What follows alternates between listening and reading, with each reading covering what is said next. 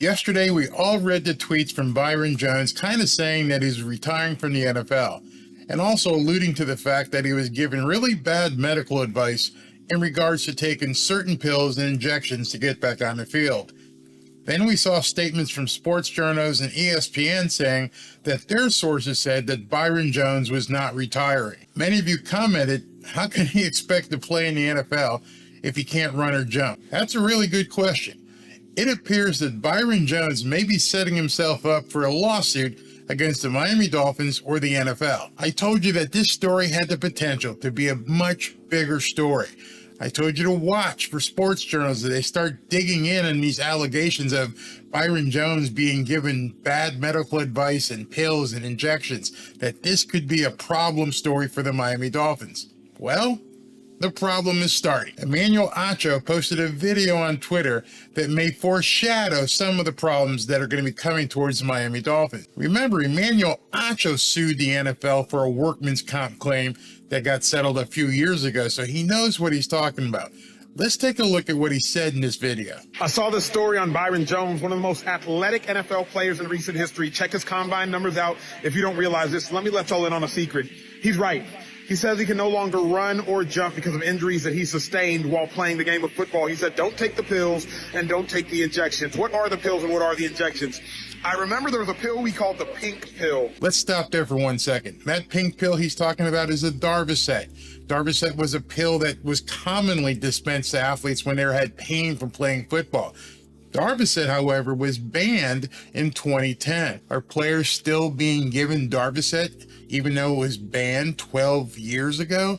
I hope that's not the case. I hope he doesn't have a pink pill from a medical doctor from the NFL or from the Miami Dolphins, because that is a banned pill. So Emmanuel's making a big allegation here. I hope they're not giving out Darvocet. While I was playing the pink pill, I don't even know what kind of drug it was, but essentially it would like completely numb your pain. Now, it was basically the precursor to today's oxycodone. Later on, I heard it was maybe the combination of 10 ibuprofens or 10 Advils in one pill. That was a pink pill. The injections he's talking about is usually the T-shot, the Toradol shot. Y'all have... No, Toradol, that's a magic shot. If you get Toradol, you could feel like you could run through a wall. You feel like you're 10 feet tall and bulletproof until you wake up a couple days later. I mean, you'll wake up the next day, but 24 to 48 hours, you start feeling the pain. But Toradol is a magic shot that they give people in the locker room. People were alluding to the fact that that's probably what Patrick Mahomes got in the locker room in the Super Bowl. Nobody talks about this. I mean, obviously he's an ex-NFL player, so he's talking about it, but we all know about the T. The T injection is what everybody uses to get back on the field, finish the game, and keep going.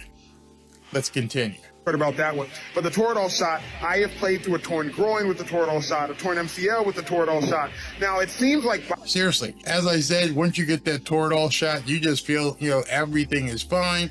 Even though you're still injured, even though you're still hurt, you don't feel it. Let's continue.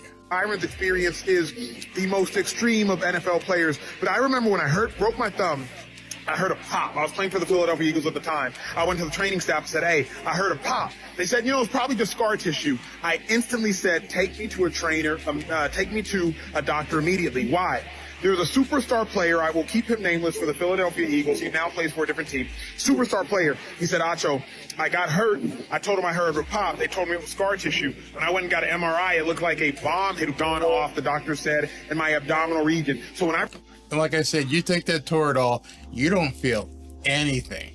This guy he's talking about, who said he felt like a bomb went off inside of him when they looked at the MRI, you don't know that. You no longer feel that pain that's coming from an injured extremity. That's why people were saying, Patrick Mahomes looked like he was Superman in the second half of the Super Bowl. He took off in that 25-yard run on a high ankle sprain. People are like, whoa, that's called Toradol. Let's continue. Broke my thumb and said, I heard a pop. And they said, it's probably just scar tissue. I said, no. Let me go get an MRI immediately. It turned out my thumb was broken. I never played another down of football in the National Football League. Byron Jones is onto something. There's a lot that is pretty about the game of football. But for y'all at home, there's a lot that's ugly too. I just wanted to give y'all a little inside scoop on what really goes on to the NFL. So he said it. The last thing he said, Byron Jones is on to something. Byron Jones is obviously laying breadcrumbs for something else. You don't come out with that kind of explosive bombshell statement unless you're waiting to drop subpoenas in the next couple weeks. I think, as I said yesterday, this story has a lot of legs. There's a lot more going on here, a lot more moving pieces. He's not retiring because if he retired, then he probably couldn't sue the Miami Dolphins in the NFL. If he can't jump and he can't run, he obviously can't play. So why would you not retire? Well, I wouldn't retire because I'm about to drop a lawsuit. I don't know for a fact, but now, just like Emmanuel Acho said, Byron Jones is on to something. And I'm telling you this right now, just with what Emmanuel Acho said, there's a long list of players that he could subpoena, a long list of people who could come in and go, yeah, they gave me that Toradol shot and that screwed me up. Yeah, I took Darvocet. Yes, and a lot of people online are like, well, you're getting paid. You're getting paid a lot of money. And if you're getting paid a lot of money and you make that decision, that's your fault. Well, these guys aren't MDs. They are athletes. They're competitors. They're gladiators. They want to get back on the field. They don't want to just take the money and sit on the bench. They want to get out there. And they're putting the trust, albeit in the team and the league and the team doctors, to say what's right for them, which they're finding out, and they have found out from years at this point, that hasn't been the case. This story has more legs. People are going to continue to talk about it. I'll keep following it, but oh man, did Emmanuel Acho just drop a huge breadcrumb in addition to what Byron Jones dropped yesterday. Talk to you soon, fins up. This ain't over. Let me let y'all in on a secret. He's right. He says he can no longer run or jump because of injuries that he sustained while playing the game of football. He said, don't take the pills and don't take the injection. Byron Jones is onto something. There's a lot that is pretty about the game of football.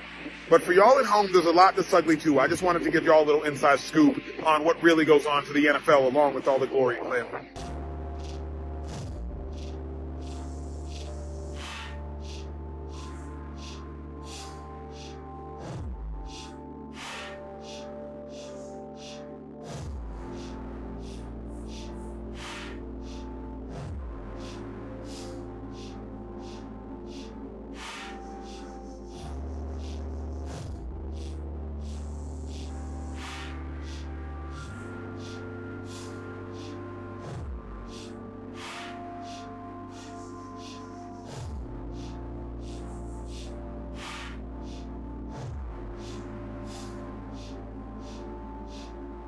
Is anybody catching on to this Barry guy?